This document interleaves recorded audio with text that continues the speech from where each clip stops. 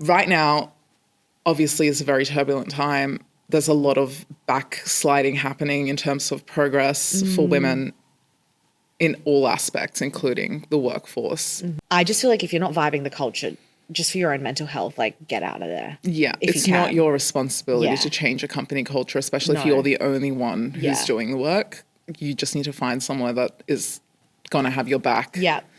Find a company that aligns with your values. Yes, which I know is difficult and easier said than done. Easier said than done. Because companies love to preach about their values and then until you work for them, you have no idea what their actual values are. Yeah, I think like as long as you have like a manager that you trust, it can be workable. Yes.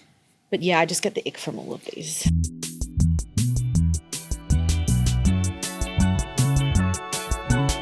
You've clocked into Office Hours with work besties Sohan and Hameda, helping you survive and thrive between 9 and 5. We believe in work and play, so get ready to crush your career and live your best life. We today are discussing women's experience, or I guess, yes, women's experience in the workplace from different perspectives. So maybe not necessarily a woman's perspective. Yeah, totally. And it's on I was going to say on behalf of. On behalf not on behalf of. To celebrate International Women's Day, yes, we are talking about women in the workplace. Yes, and maybe not so celebratory experiences that women experience in the workplace. Yeah, really, we're just kind of having a bit of a vent and a yap about how hard it is being a woman in the workplace sometimes. Yes, and like the invisible hardships. Yes, in terms of balance and equal opportunity and what can impact your career growth without you even realizing that that's the situation. It has been really interesting to see like the other perspective in these dilemmas. Like a lot of them are like men writing in and I'm just like, what? Hello. And you know what? That wraps up what a woman's experience is like. Hello. Yeah, so in all of these dilemmas, like they're really difficult to deal with, but when do you know when to push through or when to pivot or quit? I mean, obviously, if you've brought something up and nothing's being done about it, that's a very clear sign. If you're finding yourself thinking about it when you're not in the work environment and it's impacting your personal life, that's when I'd say it's time to pay more attention. Yeah, I agree. I feel like, if it's impacting your personal life and your mind space when you're not at work and you're feeling anxious on Sunday nights or whatever, like if you're not able to like get out of that toxic environment ASAP, make a game plan. Like, what's your next move? You can say to yourself, okay, I'm going to stick this out for another 2 months and then see where we get to. Yeah. But honestly, I love working with women. I think women are the best. Women are the best. I've definitely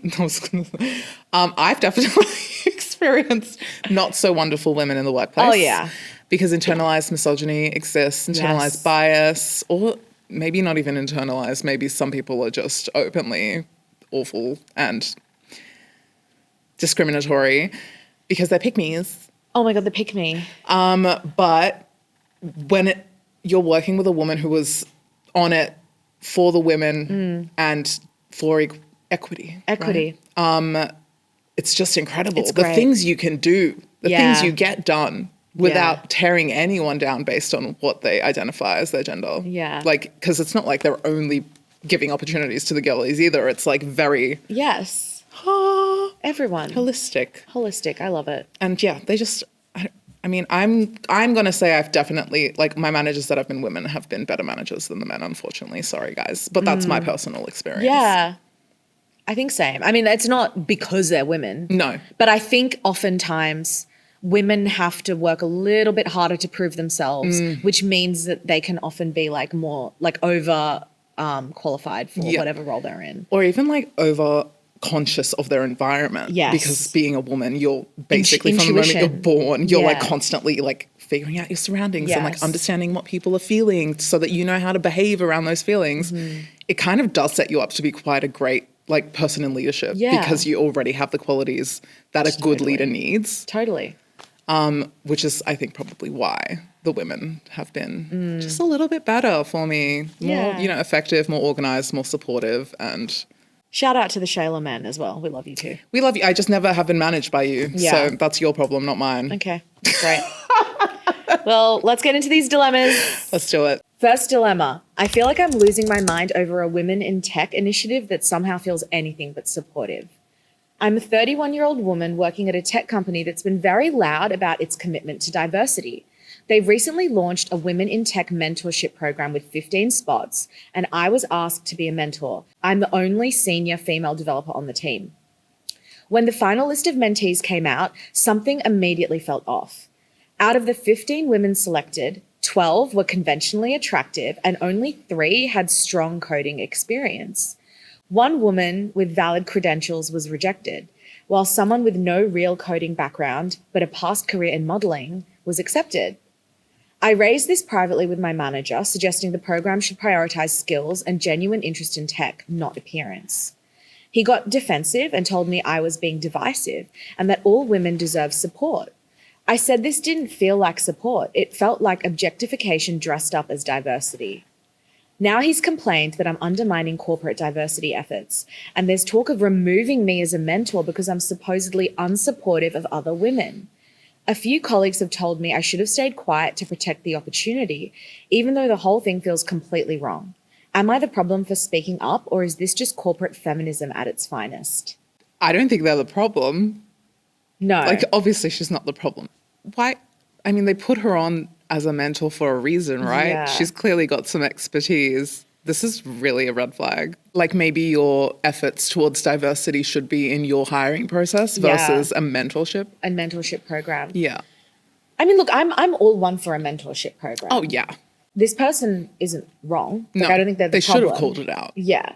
And sometimes, especially around International Women's Day or diversity things, like, it's the time to speak out because, hey, we're doing this for a reason. Yeah. Yes. So literally. It is the time to speak up. Also, in regards to the themes of International Women's Day and balance and opportunity, it's like, so you're providing opportunities, but you're not creating a criteria that makes sense for those opportunities to be given to the people who actually need them and deserve them. Totally. Not that I'm saying these girlies who have no experience aren't interested in tech, but that's the way that OP is making it sound. Like, they literally were just taken on for their appearance. And maybe like, obviously we don't know what tech company she works for, but I'm assuming it would be a big one that many people would want to work for, even if they aren't qualified. Totally. So I think, especially with the reaction from her manager, that's shady. Like, why is he so defensive instead of being open? Because I feel like when we've called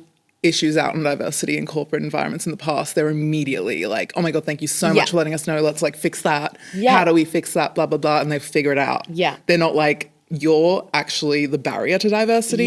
You're the problem. Like, that is very shady. Don't love that. I don't love it at all. I think this person did the right thing speaking up. I also think the way forward is just to be the best mentor ever and run the best mentorship program and almost kind of lead by example. And then maybe there'll be learnings for next time. I think that's the only thing you can do. Yes. And I mean, I guess if she's been pulled out of the program, become a mentor individually. You don't need to do it through a program. Yeah. Find that girlie who was rejected, who was actually qualified, and say, look, I would like to actually mentor you one-on-one. Yeah. Oh, it's so hard with these things because it feels icky because you can feel it in your gut. But then it's like, where is how do you sit there and be like, these girls are pretty and the other girls are ugly, so they didn't get mentored? Do you know what I mean? Yeah. It's like, you can't be like, you've clearly chosen all the pretty girls and all the people you didn't choose are not pretty. Like, so it's really hard to speak out specifically about it, but I think you did the right thing speaking up. I think that if a company is going to introduce a program that's supposed to provide opportunities and platform women, A, there needs to be all women mentors because that's the whole point. Yeah. B, there needs to be a screening process that makes more sense. Yes. In order to reach those people who... like, match them up appropriately for some reason of some kind. And whoever was in the decision-making board, I don't know what they call those people. The board. Whoever was on that should be the kind of people who would actually be able to impact and implement change. Totally. Which this doesn't sound like what this is. No. It sounds like a PR op. But also making a bunch of 14 men in tech really happy. Yeah, with their pretty gorgy like past mentees. Model. Yeah. I mean, because I'm also questioning what the men would anyway, don't worry. This isn't about the men. I wanted to ask, have you ever been in a situation where diversity initiatives don't feel diverse at all, or it feels performative? I think, I'm not going to say diversity and inclusion is a new concept. Obviously, it's not. But in terms of the way it's spoken about and dealt with now versus in the past where it was more of like a token, this person. Yeah. But now it's like a specifically, we want to expand. And it's like nothing wrong with saying that you're trying to diversify your team. Like it's not a weird concept. Yes. Because obviously you want your team to reflect society. And, you know, obviously society is not all one Font. Love that. But real. I don't think, and so I'm like, I don't know if I just didn't clock it at the time because I wasn't as aware versus in later times I've become much more aware. I see it a lot when like we're at events or like I'll see something on LinkedIn and it'll be talking about diversity and like the visuals or the copy maybe don't match that intention, and that makes me like a little bit like, okay, this is clearly just for show. It's not real. And I don't know that I'd be able to pick that up back then as easy as I do now. So true. Which I don't know if that even answers your question. That's okay. It was good chat. But I remember one time I was part of a initiative and I was asked to be a part of it. And I was the only person of colour involved. And I said, hey, I'm not comfortable doing this unless there's more diversity involved. And then they changed it. Which is so great. Yeah. And like I understand why for people who aren't amongst it or like experiencing it all the time wouldn't pick up like, oh, this is actually an issue, because they'd just be looking at me like, this many slots, we filled them all up, all these people are really qualified and experienced, perfect. They're not like, do we have perspectives from all different backgrounds? Yeah. Are certain types of questions going to be only directed to this one person and they'll be stuck answering one genre of question that like now they're suddenly the representative for this entire group of people when they didn't ask for that. So it's a good thing when they're told that feedback for them to actually do something about it and understand why and apologize. Totally. I think for OP here, you didn't do the wrong thing. It's good to speak out, especially in moments like this. Sucks that your boss responded that way. I would just, be the best mentor you can possibly be and set an example. Like set the standard. Yeah. And hire more girlies. You seem like you're in a position to be able to. You're a senior tech developer. Yeah. I wasn't expecting to feel uncomfortable mentoring someone, but apparently that's now considered sexist. I work at a research center where younger researchers usually get to pick which projects to work on under their assigned project guides. Last year, I was assigned a much younger female employee to work under me. She was diligent, friendly, and often chatted about family or casual stuff. Nothing inappropriate, just friendly. At one point, she confided that she was struggling with anxiety and needed some time off, which was approved.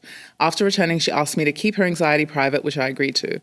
Fast forward to recently, she requested to work under me again, saying she really learned a lot from my guidance and appreciated my mentorship. And honestly, I felt uncomfortable. It struck me as more personal than professional, and I worried she might be treating me differently than other supervisors, so I turned her down. Since then, I've been told by colleagues that I was sexist, that I embarrassed her, and that I should have just said yes. But at the same time, I feel like I should have the right to pick who I mentor, especially when something feels off. So am I wrong for turning her down, or is it okay to trust your gut when mentorship starts feeling too personal? So what about that feels personal? It's like she learned a lot from my guidance and appreciated my mentorship.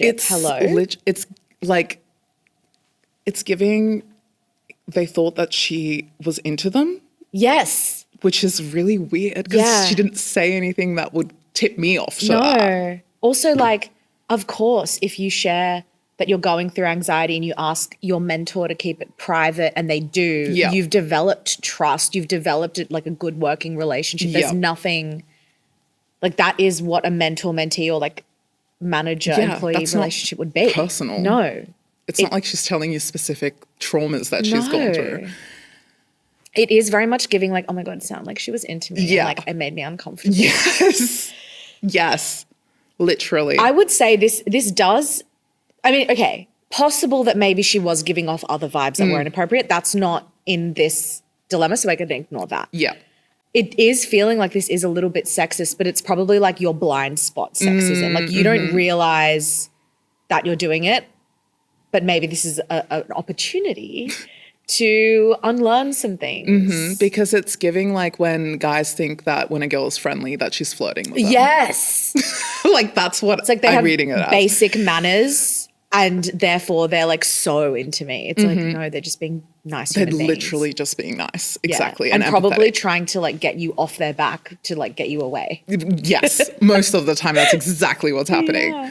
I will say though, I feel like all in all, this is a good conclusion for both of them because if the mentor was feeling uncomfortable by like basic manners, then he's probably not going to be a good mentor for girly pop. So I feel like it's probably for the best, even though it's like, you know, invisible sexism in your brain. It's probably for the best because you probably wouldn't be giving your all as a mentor in that scenario if you feel that way. So can discomfort on the mentor side stall? Do you think that's going to be stalling her career growth now? Yes, because he would probably be like, I don't feel comfortable. Like I don't want to like offer you, like give you too much to make you feel a type of way. So yes, which is a problem. Yeah, because it'll eat at her confidence, first of all. Suddenly she's second guessing everything that she's doing. And she now has to think about who she wants to mentor or if she even wants to be mentored anymore because of this experience. It could like ruin her like experience with mentorship. So probably for the best, but I think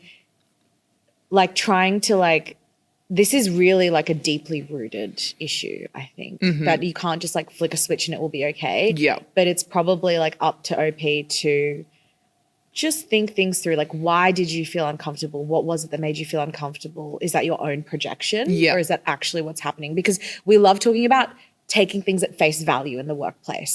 Like, don't read into things too much because it's probably not 100% accurate. 100%. I also feel like maybe instead of just being like, I don't think that's a good idea, so no, maybe be like, hey, awesome that you are comfortable with me and like you want me to mentor you again and you learned a lot. I think this person would be really excellent as your next step because you've already had a mentorship. And that way it's not shutting them down and breaking their confidence. It's providing them an opportunity rather than taking it away for like your own personal reasons. So true. It's like you still have a responsibility. Like imagine how she feels when you're just like, no, not mentoring and then you again. Clearly everyone, like your colleagues now know. So now everyone knows that you rejected her because of these personal feelings. So imagine that then becoming a thing.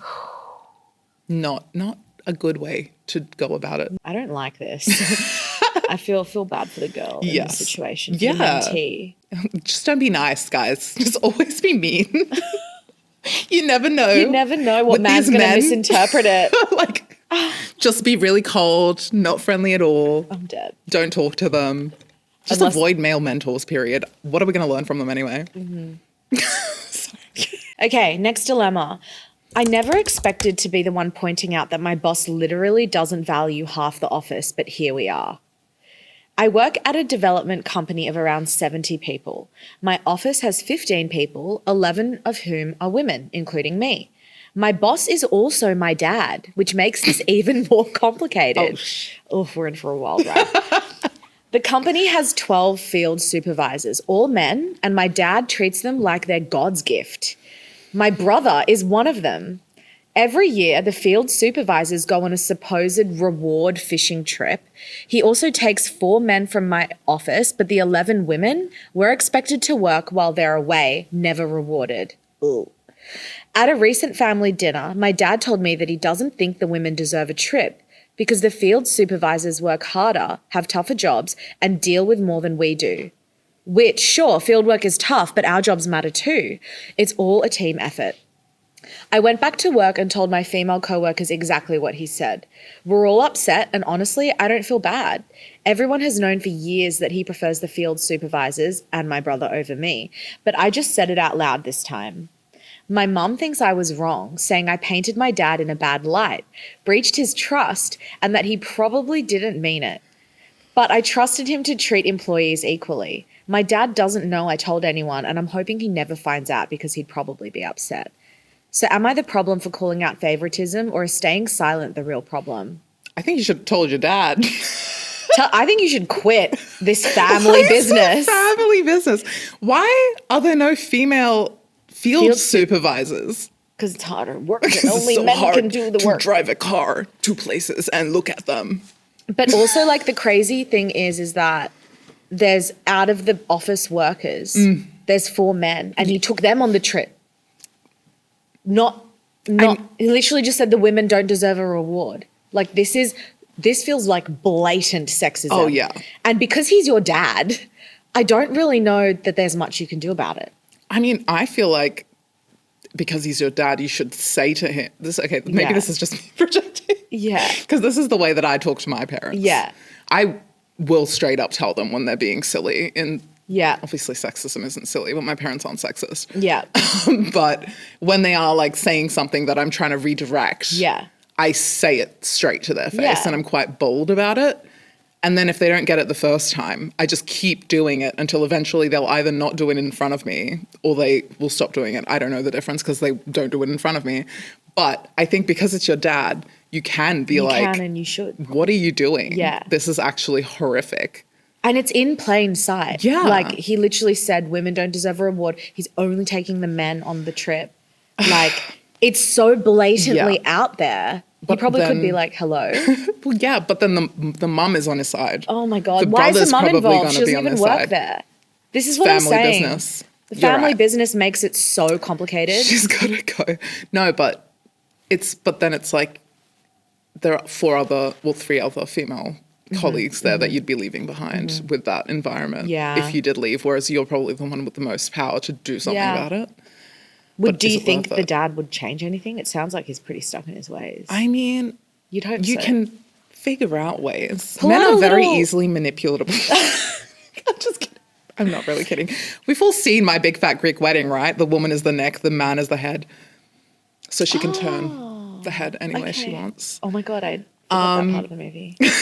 But I think that you can be sneaky about it, even if it's just like jokes that make him uncomfortable. Yeah. Like just saying things that eventually will change his behavior based like from conditioning. Yeah. Rather than saying something straight up that might get you like out of a job and lose your family. Yeah. Oh my God. Because that is a possibility. It is. Family drama.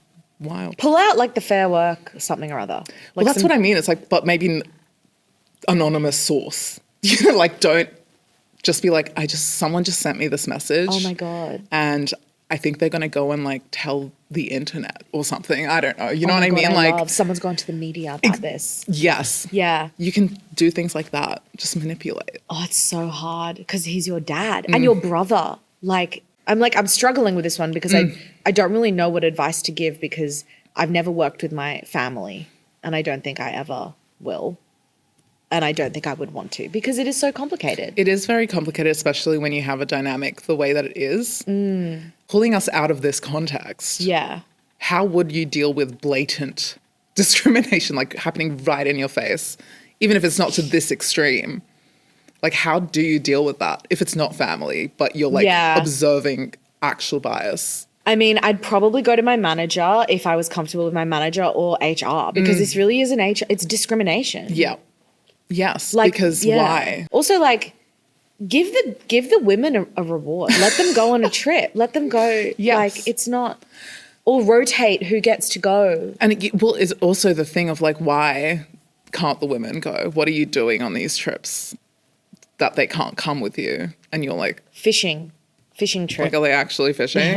They could be literally doing anything because it's just all men. Oh my God, I hate it. I feel for you. I have worked with family, but never in like an official organization situation where we would have to deal with things like this because our work trips would be family vacations. Well, yeah. There's no one else. Well, that's the thing. It's like a family business is different from like you're working with your family in like a company, like in a corporate environment. Exactly. I feel like they should We have siblings in our business. Do we? Yeah, we have a couple different sibling pairings, but they work in different departments. Oh my God. Well, that's what I was going to say is like maybe you could be reassigned to a different team with a different boss somehow. Yes. It's just there's no way you can go to your boss but would you workplace things who's also your dad. And I think you also, but that being said, would you stay at a company doing this if it wasn't your family? You know what I mean?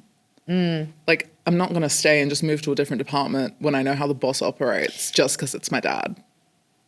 Like, I think you need to get out of there. I really don't like it. Yeah, get out. Get out of there. Am I the problem for thinking my promotion got hijacked to hire a woman?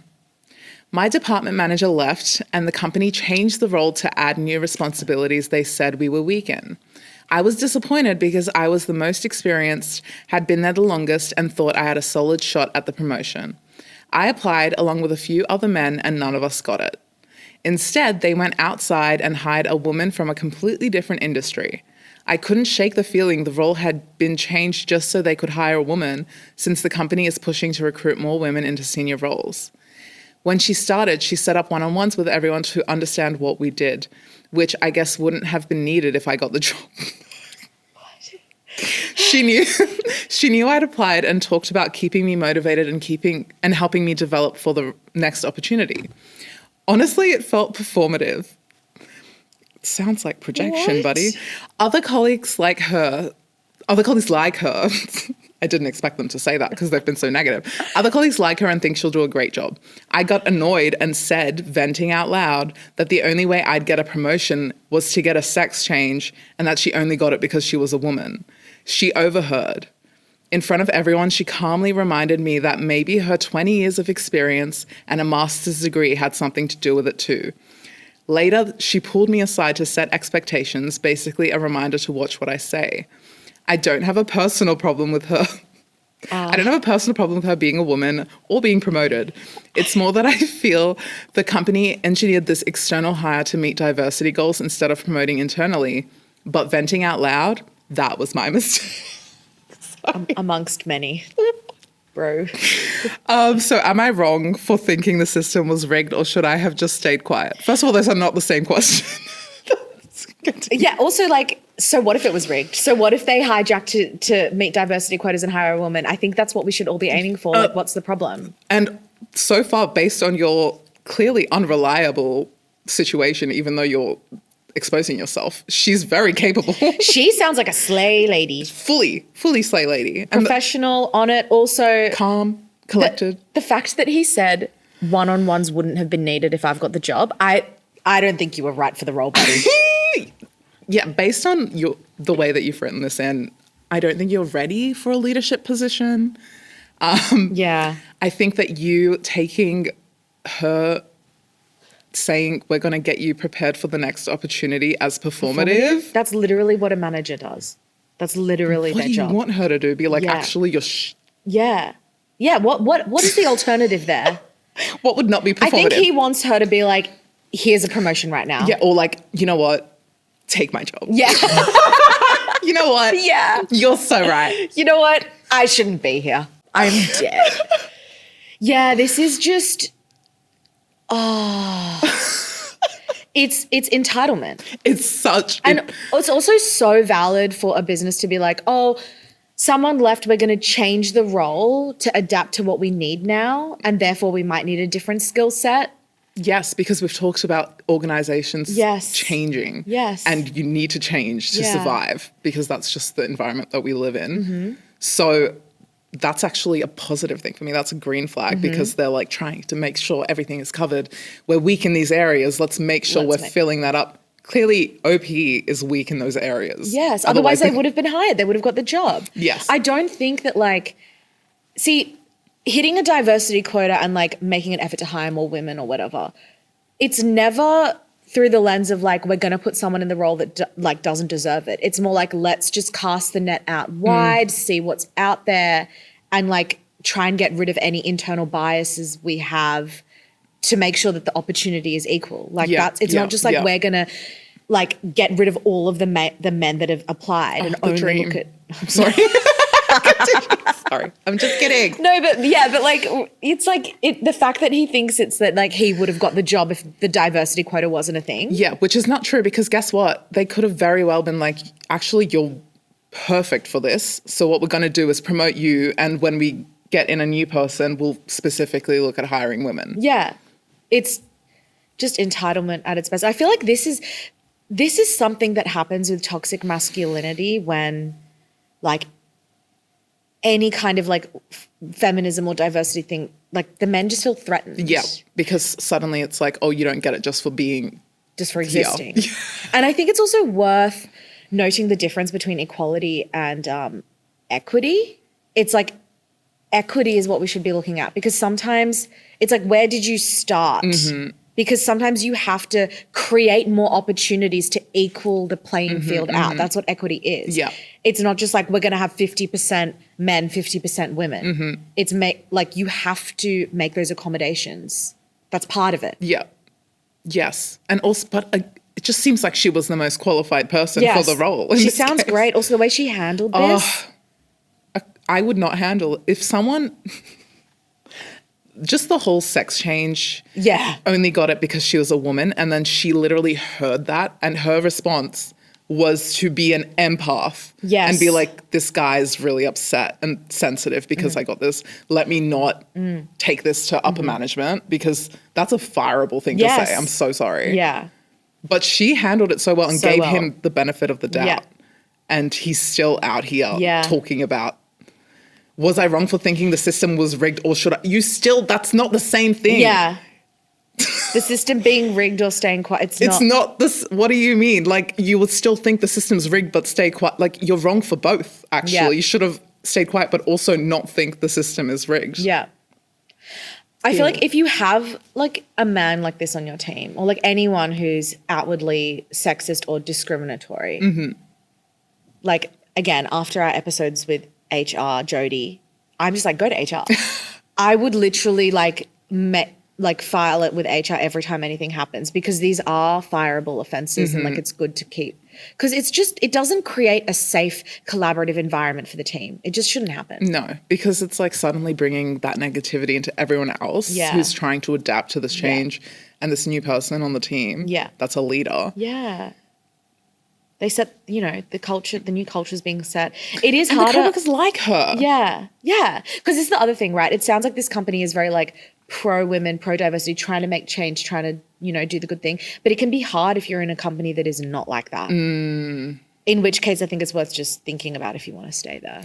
Yes. Or like how long you're going to stick it out for. I just want to caveat by saying that I feel like we've been so lucky to work in majority women teams. Yes. And in companies that do value diversity and women. Yes. But I just feel like if you're not vibing the culture, just for your own mental health, like, get out of there. Yeah. It's not your responsibility to change a company culture, especially if you're the only one who's doing the work. You just need to find somewhere that is going to have your back. Yeah. Find a company that aligns with your values. Yes. Which I know is difficult and easier said than done. Easier said than done. Because companies love to preach about their values, and then until you work for them, you have no idea what their actual values are. Yeah, I think like as long as you have like a manager that you trust, it can be workable. Yes. But yeah, I just get the ick from all of these. And yes, but it's also like the be flexible part of it all, right? Right now, obviously, it's a very turbulent time. There's a lot of backsliding happening in terms of progress for women in all aspects, including the workforce. It's the time to pivot. Do not be loyal. Don't be like, oh, I've been here for so long, and you're literally not getting promotions because, and it kind of becomes obvious, even though no one's saying it, that it's because you're the woman in the office or like they don't promote women. If you're seeing that, you got to leave. You're not there to do that.